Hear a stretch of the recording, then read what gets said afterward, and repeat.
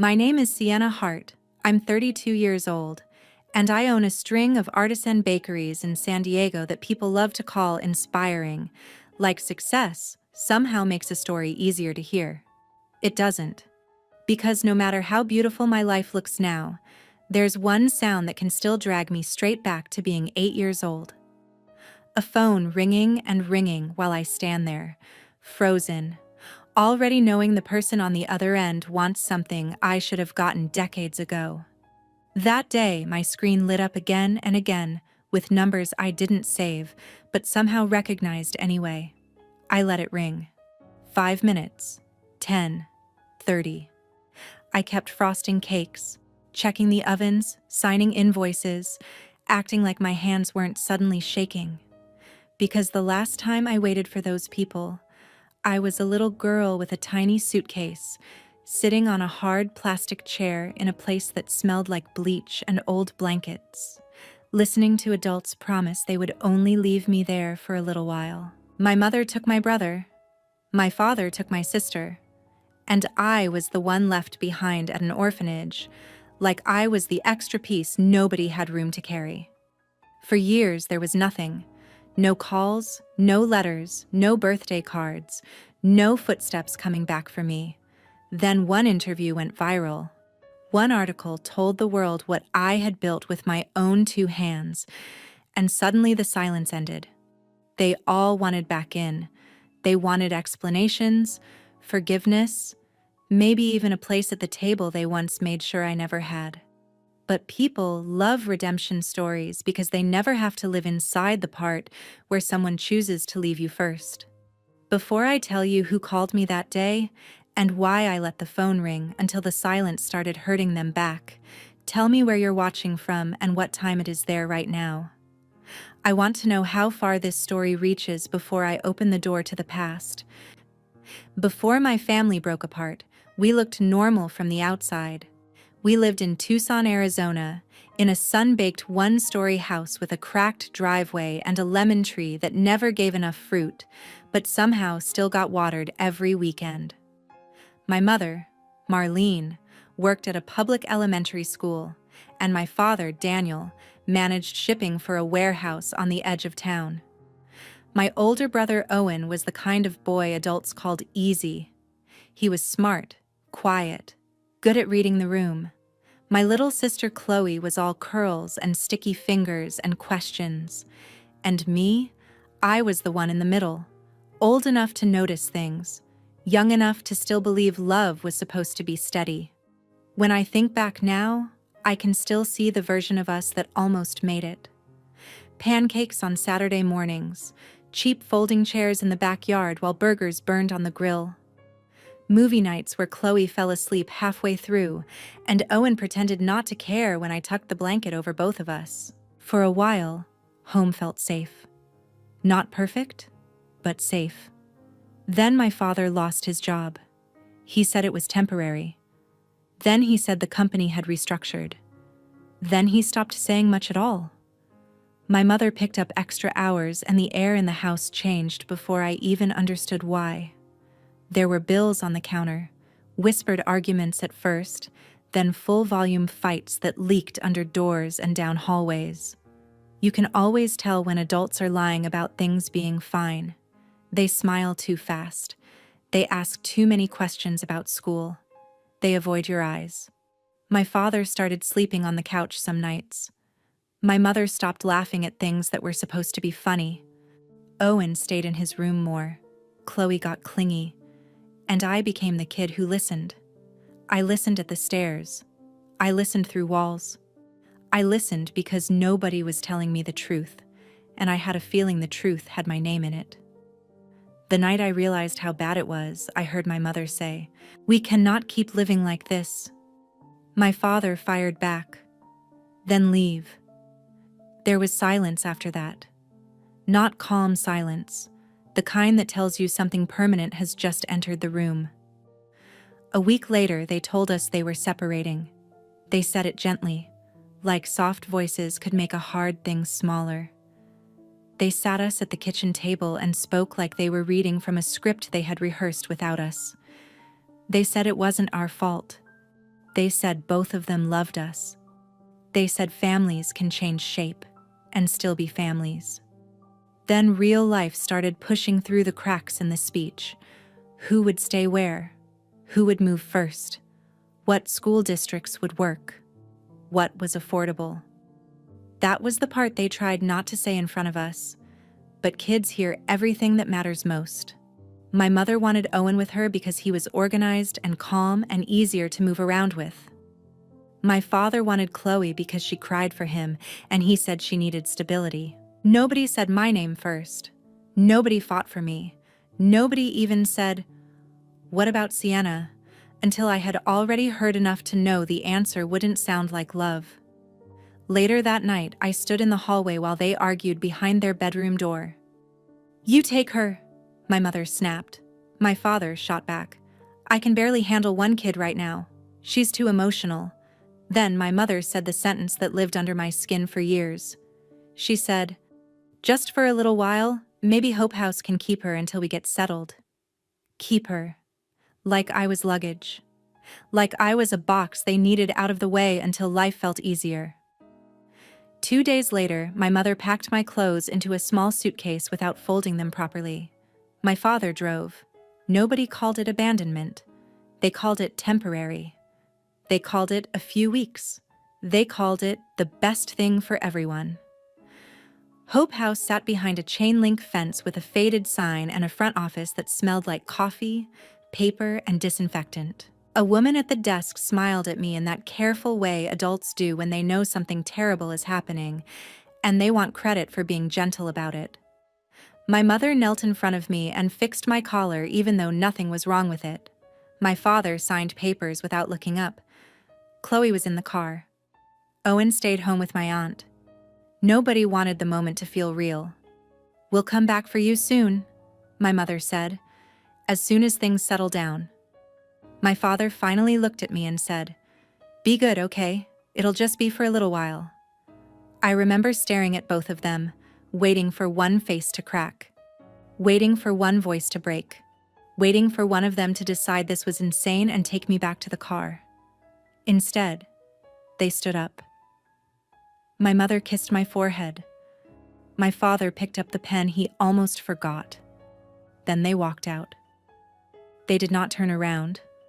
They did not wave. They did not come back that weekend. Or the next one. Or the one after that.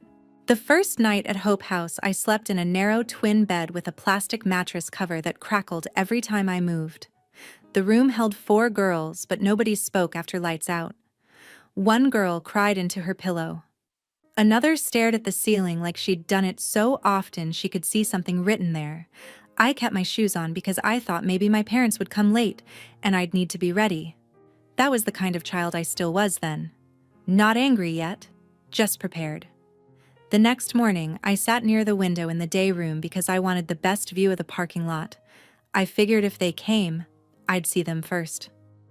A white sedan pulled in around noon and my heart nearly stopped, but it was a volunteer bringing canned goods. After lunch, a caseworker asked if I wanted to make a thank you card for my family for arranging safe care until they got back on their feet. I remember looking at her and thinking, "You don't know them at all." But I was 8 and scared. So I nodded and took the crayons. Every adult around me seemed more comfortable with the version of my story where I had not been left.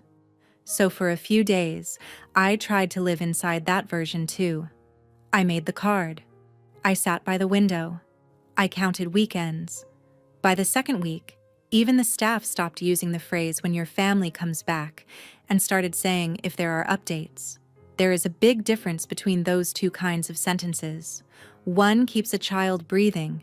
The other teaches her not to expect air. I learned the routines fast because routines were safer than feelings. Wake up. Make the bed tight. Line up for breakfast. Keep your tray straight. Don't ask too many questions. Don't talk back. Don't cry where the bigger kids can see you. At Hope House, sadness made you a target.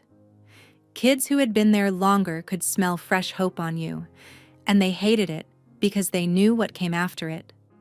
One girl asked me on my 4th day, Did they say they were coming back? I nodded. She shrugged and said, "They always say that." Then she walked away like she'd just handed me a fact, not a blade. I stopped waiting by the window after that, but I still listened for footsteps.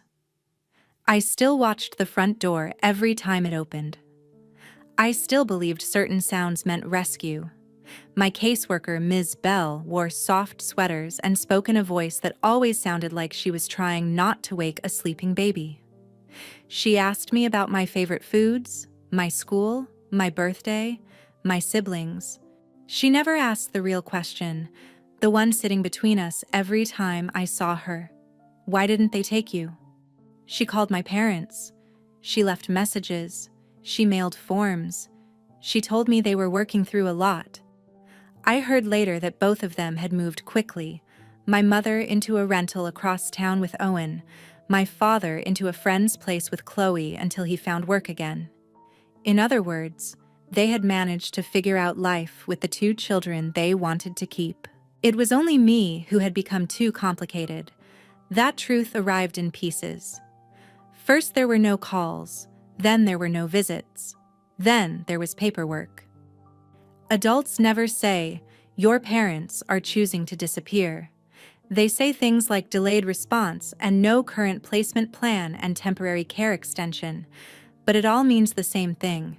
One afternoon, I heard Ms. Bell talking outside her office. She didn't know I was around the corner. She said, "We may need to transfer her into long-term foster placement if the family remains non-responsive." Non-responsive. That word changed me. It sounded so clean, so professional, so much nicer than abandoned. Around the same time, I learned my mother had told relatives I was staying with family friends while things got sorted out.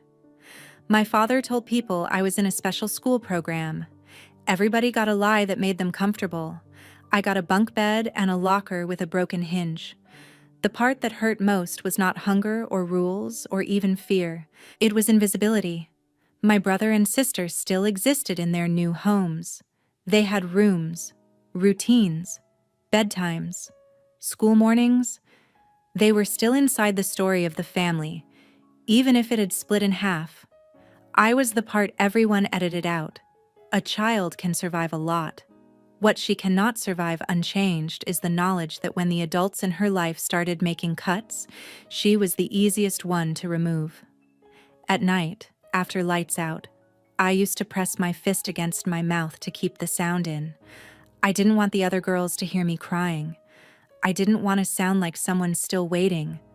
But deep down, I was still waiting.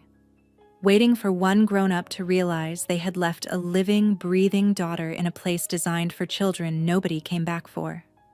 Waiting for one phone call that would say there had been a mistake. Waiting to matter enough for someone to be ashamed. That call never came. The week my 9th birthday passed with no card and no cake and no voice from home. Something inside me went quiet. I stopped asking the staff whether there had been any updates. I stopped checking the parking lot. I stopped making excuses for people who had made a choice, and then built a whole new life around pretending it wasn't a choice at all. That was the year I learned how to become useful. Useful children get noticed less. Useful children cause less trouble. Useful children survive longer. So I cleaned tables. I folded laundry. I helped the younger girls tie their shoes and memorize the order of the cafeteria line. I swallowed every question that sounded too much like a wound. But even then, every now and then, usually right before sleep, one thought would float up no matter how hard I pushed it down. My mother took my brother. My father took my sister. And nobody took me. When I left Hope House for foster care, I thought maybe that meant my life was moving forward. Kids in children's homes imagine foster families the way lonely people imagine miracles. You picture a porch light, a woman who remembers your favorite cereal, a man who teaches you how to ride a bike if you somehow missed it the first time, a room that smells like detergent and safety.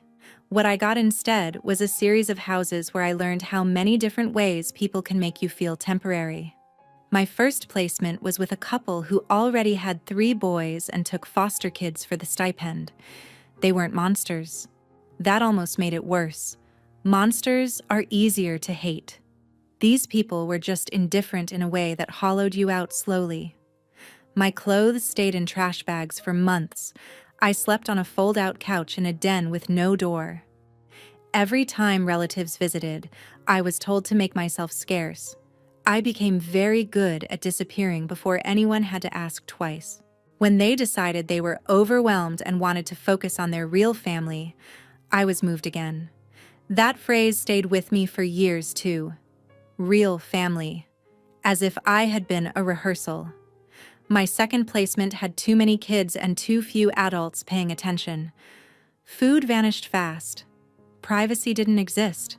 School changed again, and with it, the whole exhausting ritual of being the new girl with no clean answer when teachers asked where home was. I got good grades when I could, because being smart was the one thing that still felt like mine. But pain has a way of showing up in the body whether you invite it or not. I clenched my jaw so hard in my sleep I started waking with headaches. I jumped when doors slammed. I said sorry all the time, even when nobody was talking to me. Then came the foster mother who specialized in polished cruelty. In public, she baked casseroles for church drives and called every child sweetheart. In private, she knew exactly where to press. You should smile more. People don't like girls with that look on their face. Maybe if you were easier to love, somebody would have kept you. She never hit me. She didn't have to. She went after the part of me that still hoped I had been worth staying for. By then I had learned an ugly truth. Once a child has already been abandoned, the world assumes she can absorb a little more damage. Adults read survival as strength.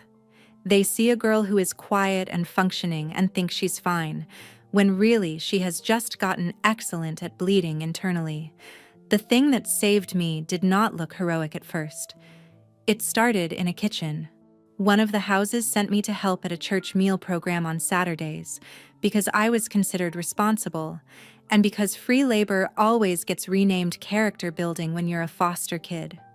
An older man there ran the baking station. His name was Ramon Ellis, though everyone called him chef even when he wasn't in a restaurant. He had silver at his temples, flour on his shirt half the time, and the kind of steady voice that made instructions feel safe. He showed me how to level flour with the back of a knife, how yeast had to wake up in warm water, not hot, how dough changed when you gave it time instead of force. The first time I pulled a tray of dinner rolls from the oven, I just stared at them. They had risen because of what I did. They had transformed because I had followed every step and stayed patient long enough for the change to happen. That may sound small to someone who grew up with ordinary comfort. To me, it felt like finding proof that care could lead somewhere. People had always been unpredictable. Rules had always changed. Love had always come with an exit. But baking responded to consistency. It rewarded attention. It asked for discipline, then gave you something warm in return. I started volunteering for every kitchen shift I could get. I learned to make biscuits, cinnamon rolls, braided loaves, simple fruit pies. Chef Ramon didn't flatter me. He corrected me when I rushed and made me start over when I got sloppy.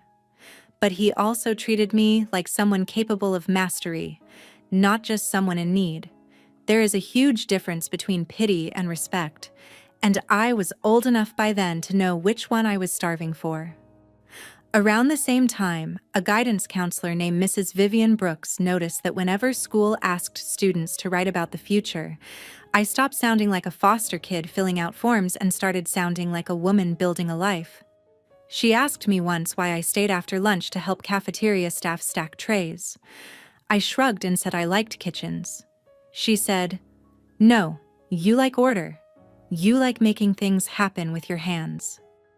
That sentence hit me hard because it was the first time an adult had described me in a way that had nothing to do with damage. Mrs. Brooks helped me get into a vocational program with culinary electives. Chef Ramon helped me practice. I started waking up early to bake before school if I had access to a kitchen, and if I didn't, I wrote recipes in the margins of old notebooks and memorized measurements like prayer. Foster life did not suddenly get easy. I was still moved again after one placement ended.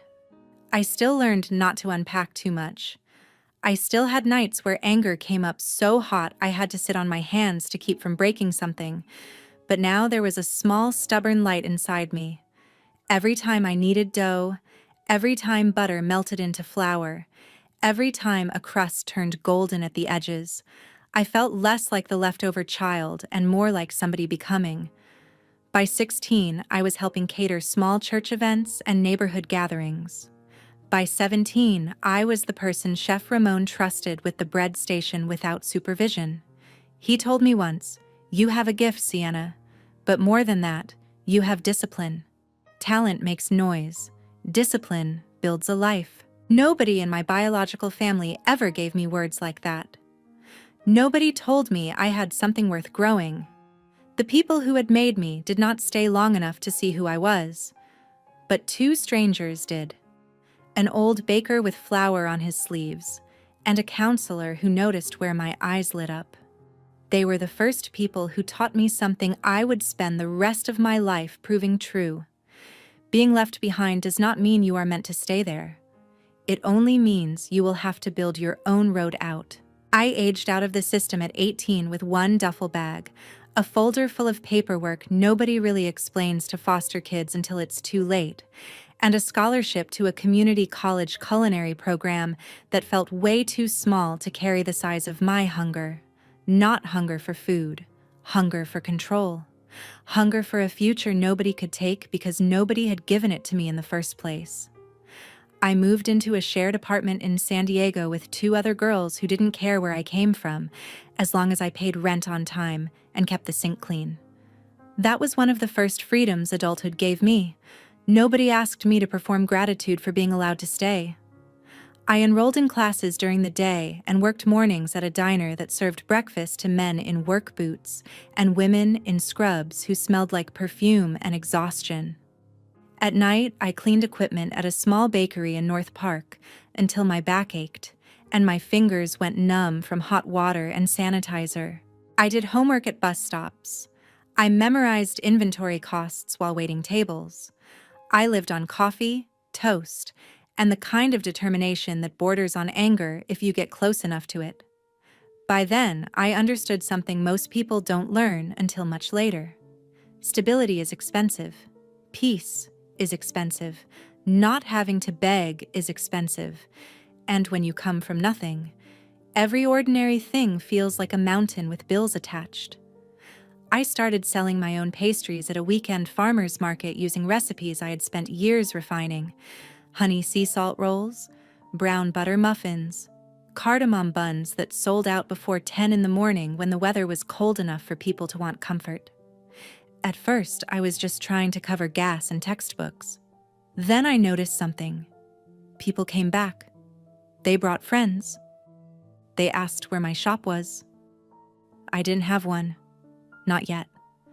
But for the first time, yet sounded more powerful than never. That market is where I met Tessa Monroe. She had a booth nearby selling handmade ceramic mugs and talked faster than anyone I'd ever met. Tessa had a business brain wrapped in a messy bun and a leather jacket. She looked at my pricing board one morning and said, "You're undercharging by at least 20% and smiling like it's a personality trait." I laughed because nobody had ever critiqued me that casually without trying to make me feel small. She became my first real friend in adulthood. Not a counselor, not a mentor, a friend. The kind who showed up with coffee when I had a breakdown over rent and who could look at a spreadsheet like it was gossip. A few months later, I met Adrian Cole. He came into the bakery where I worked nights because his architecture firm was doing late hours nearby, and for a full week, he ordered the same black coffee and one plain croissant like he was too tired to choose joy. On the 8th day, he asked who made the orange rosemary scones. I said I did.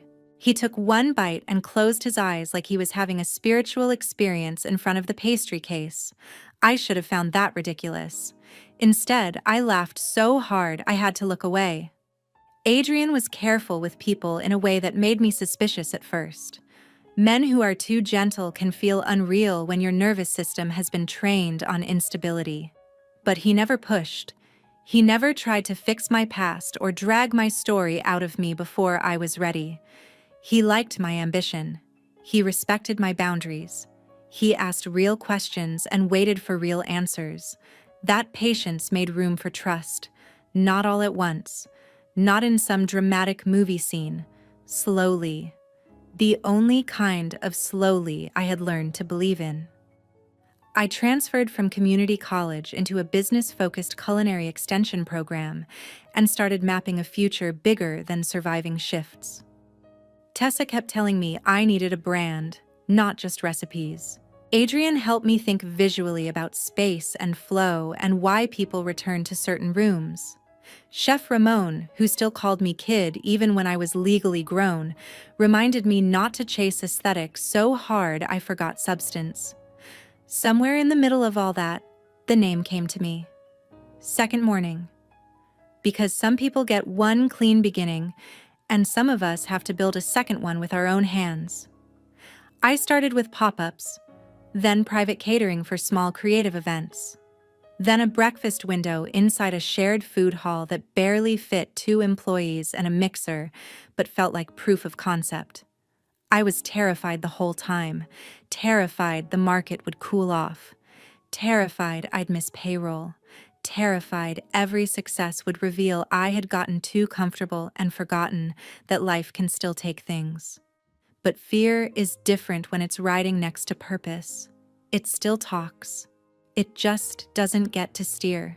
The morning a local blog wrote that my cardamom buns were the best baked thing to happen to San Diego brunch culture in years, I cried in the dry storage room for 5 full minutes with a bag of flour under one arm like it was a witness.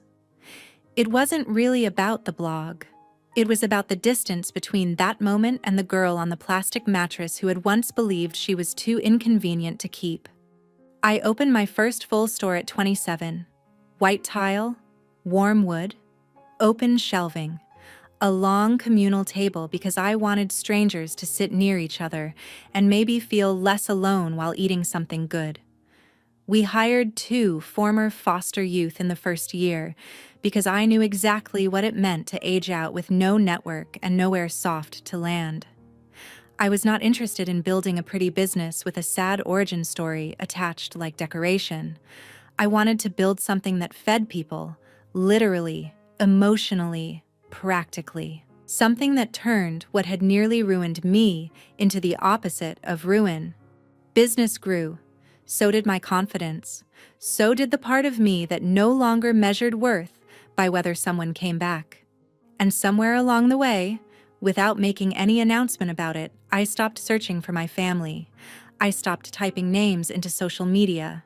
Stopped imagining accidental reunions in grocery store aisles.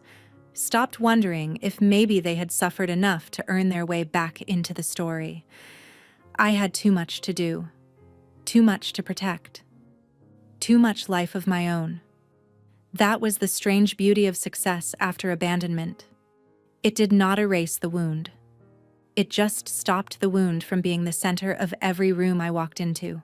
By 32, Second Morning had grown from one narrow breakfast window into 8 locations across San Diego County, each one built around the same idea that had saved me years earlier in somebody else's kitchen. Consistency, warmth, dignity, good bread, real coffee. A room where nobody had to earn the right to stay seated. Newspapers loved my story once it became polished enough for print. Local anchors called me resilient. Lifestyle magazines called me self-made. They put me in linen blazers and photographed me beside racks of pastries like survival had been a branding exercise instead of a private war. I understood the value of press, so I smiled and did the interviews. But every time someone said orphan turned entrepreneur, I had to resist the urge to ask whether they wanted the version with the nice lighting or the one with the hunger and panic attacks and years of being treated like temporary furniture. Still, the coverage helped. so I used it. We launched a paid apprenticeship program for young adults aging out of foster care. We partnered with a housing nonprofit. We started offering free budgeting workshops once a month out of our flagship location because nobody teaches kids in the system what adulthood actually costs until the rent is due. Tessa ran operations like a field general in gold hoops. Adrian eventually designed my third and fourth stores, then kept designing the next ones because apparently mixing romance with commercial build-out is sustainable if both people know how to argue without making the room unsafe. My life was not perfect, but it was mine in a way that still moved me sometimes. I had a home with plants I kept alive on purpose. I had a partner who knew when to hold me and when to leave me alone. I had people who called, not because they needed something, but because they wanted to know how my day had been. I had built a life sturdy enough that my past no longer felt like a trapdoor under every good thing. Then I agreed to do a television interview. It was a local feature at first, just a human interest segment about small business growth and community impact. But the anchor asked one unexpected question near the end. She said, "You talk a lot about creating a second chance for other young people. Where does that come from for you personally?" And maybe I was tired. Maybe I was ready. Maybe some part of me wanted the truth to exist somewhere outside my own body for once. So I told it. Not every brutal detail, but enough.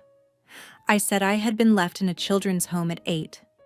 I said I spent my childhood moving through the foster system. I said the work I do now is built on the kind of support I wish somebody had fought to give me earlier.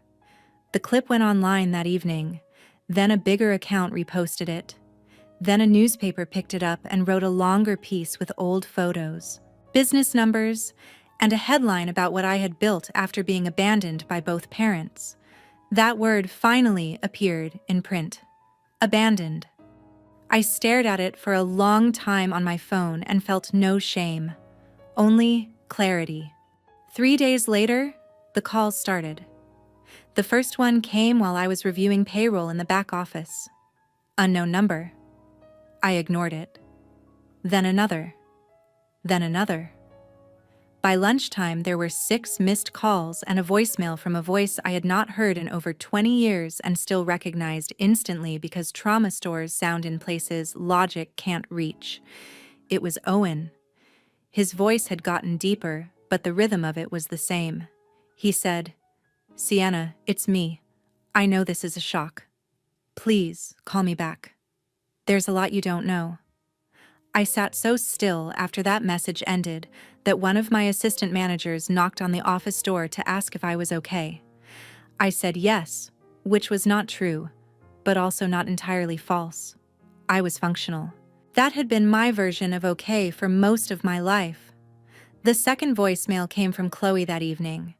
She cried before she finished saying my name. The third was my mother.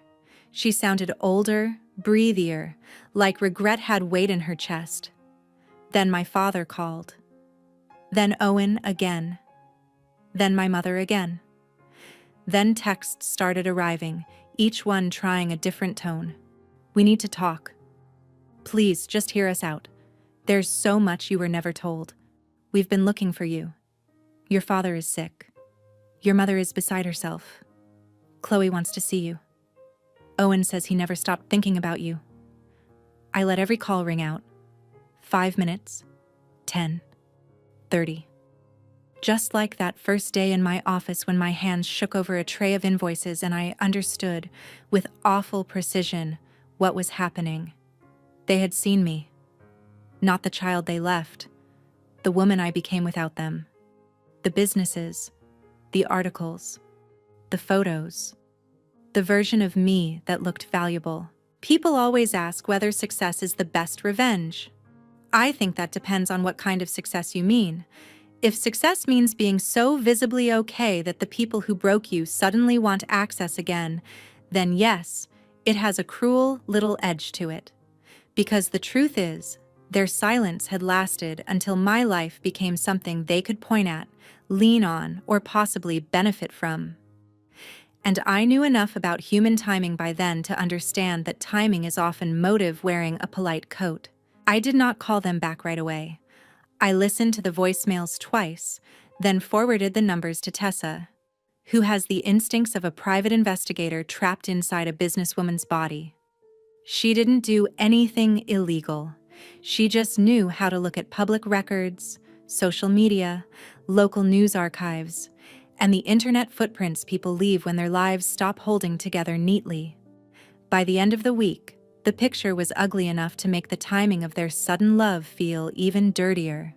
My mother, Marlene, had remarried years after the divorce, then divorced again 18 months earlier. Her second husband left after a long stretch of financial problems she had apparently hidden from almost everyone. My father, Daniel, had developed serious health issues and was living alone in a one-bedroom rental outside Phoenix after burning through what little savings he had.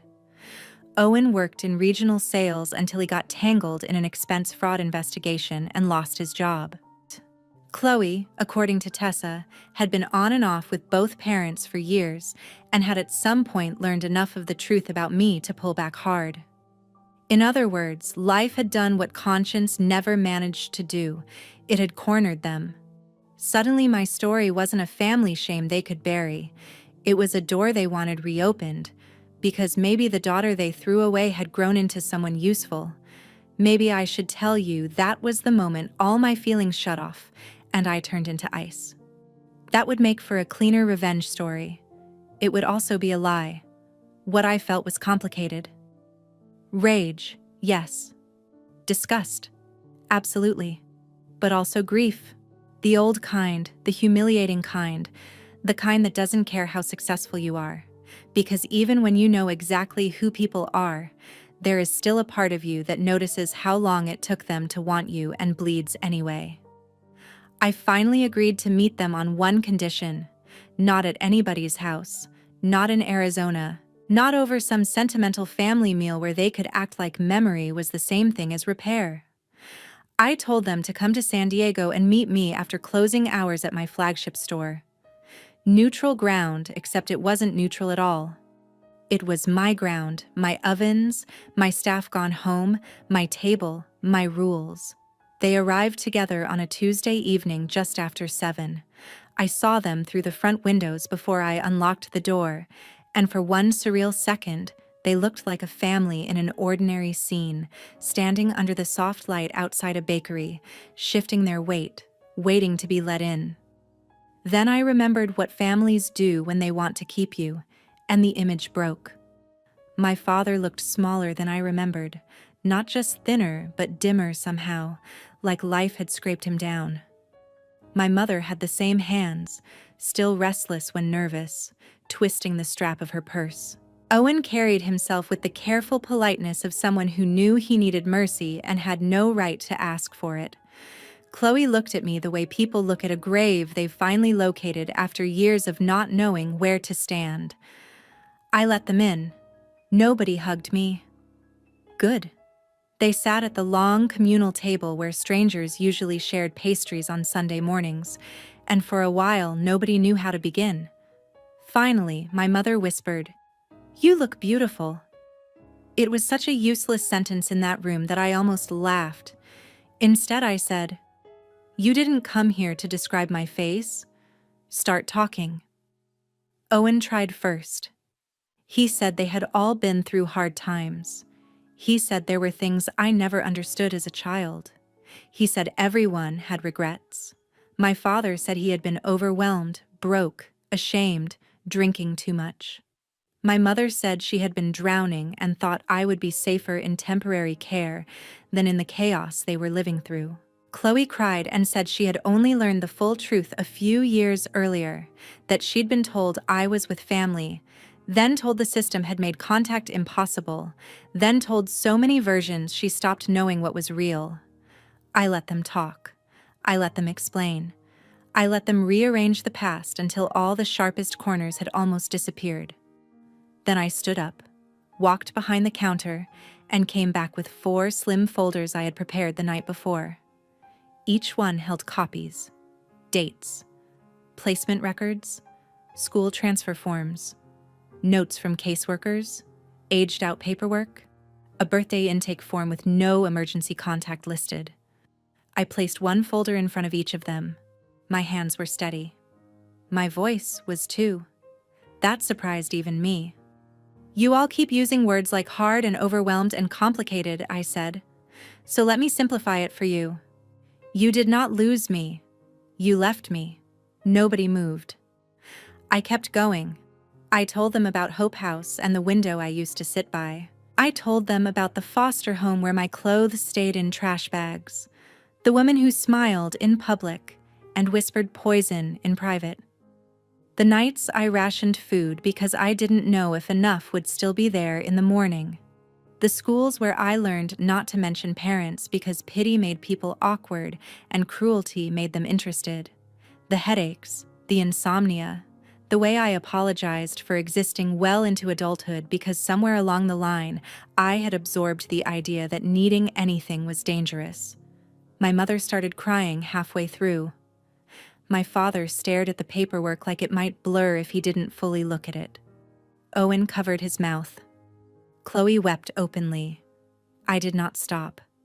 I had waited too long to be interrupted by tears that should have come decades earlier. Then I told them about Chef Ramon, about Mrs. Brooks, about Tessa and Adrian and the life I built from scratch. I told them because I wanted them to understand something essential. They were not sitting across from a broken child who had survived by accident. They were sitting across from a woman who had been rebuilt by people with no obligation to love her and no blood tie forcing them to stay. That was their indictment. Strangers did what family refused to do. When I finished, silence settled over the room with real weight. Then my father said the thing I think he believed would move me most. He said, "I know I don't deserve this, but I'm sick, Sienna. I don't have much time, and I wanted to make things right before it's too late." My mother reached for my hand, then stopped when I didn't move. Owen admitted he had hoped maybe I would help the family get through this stretch, that maybe with everything I had built, there was a way to support our father's care, maybe help him get somewhere better, maybe even help Owen get back on his feet after what he called one terrible mistake. That was the moment the room changed. Not because I was shocked. I wasn't.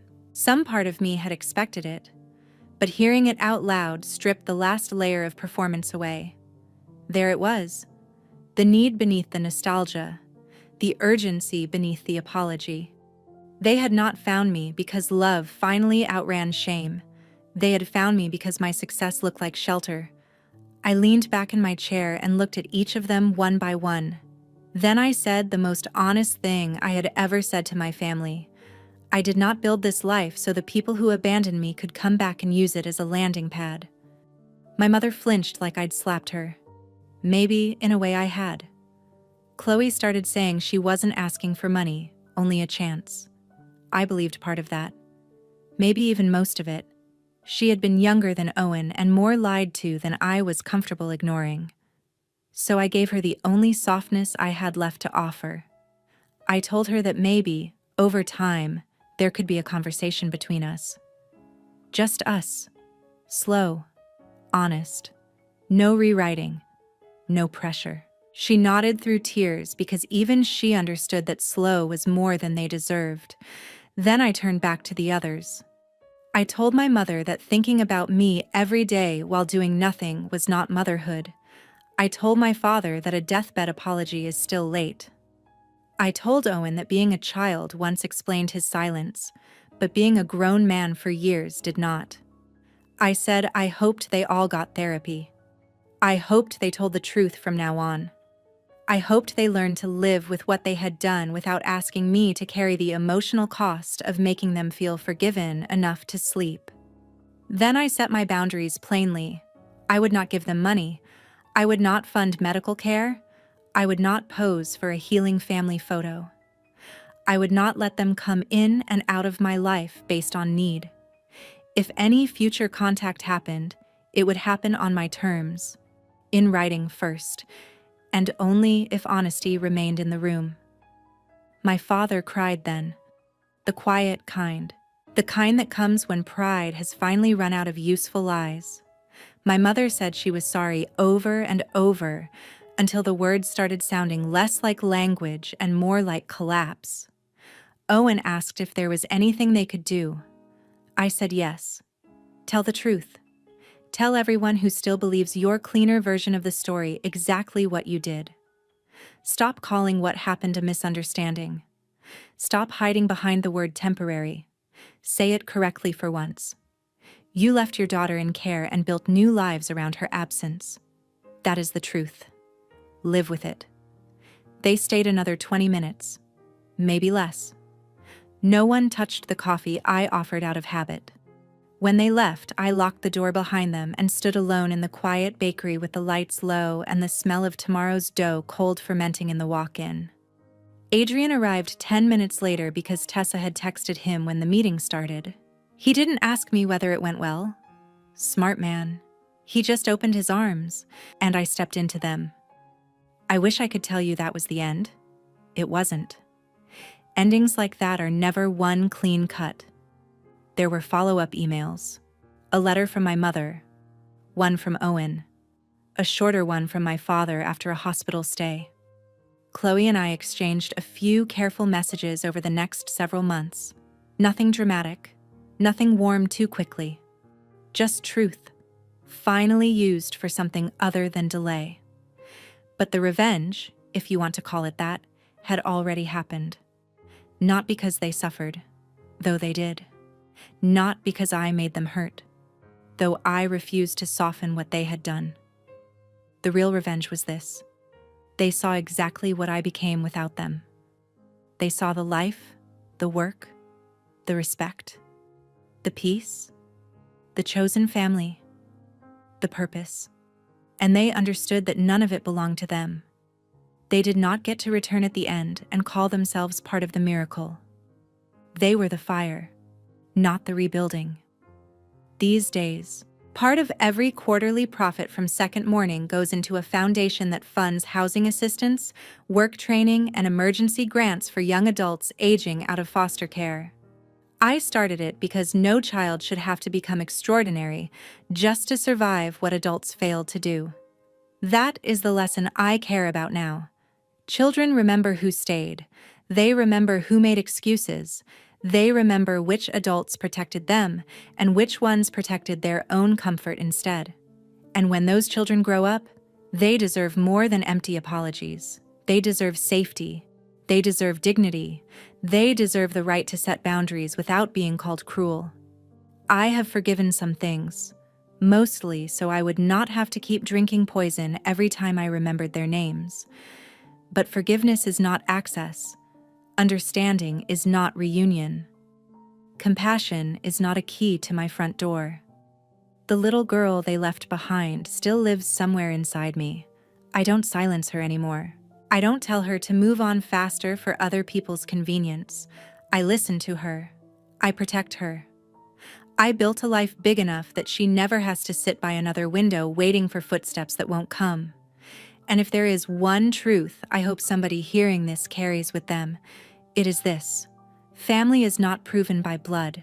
Family is proven by who stays when staying is hard.